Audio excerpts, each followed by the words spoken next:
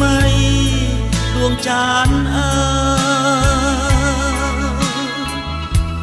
មានអ្នកហើយ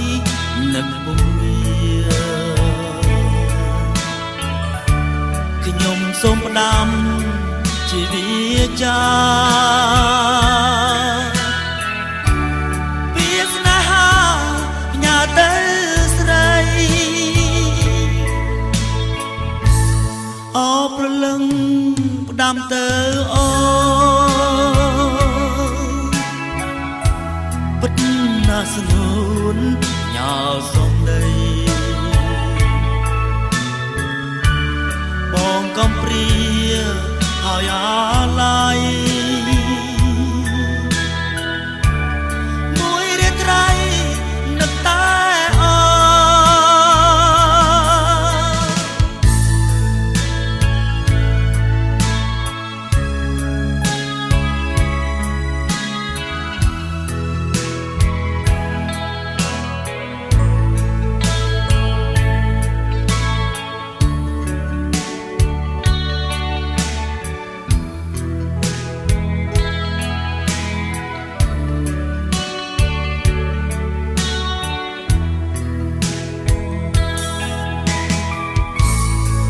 ភ្នែកទៅ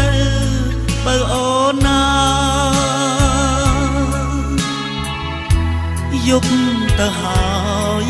បងស្រមៃពេលកន្លងបងនឹងស្រីញ៉ាវសំដីថាបងស្នេហ៍ដួងចានអើយសូមអាណិត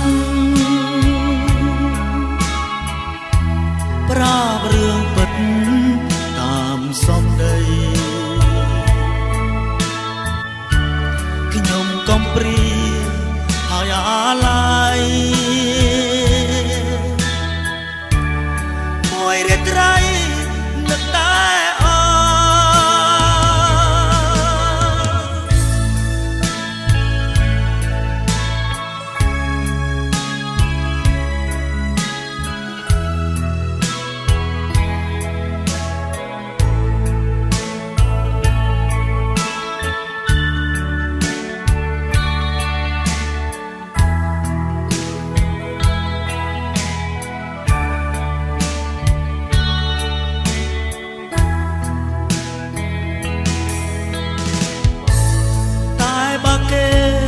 មិនអា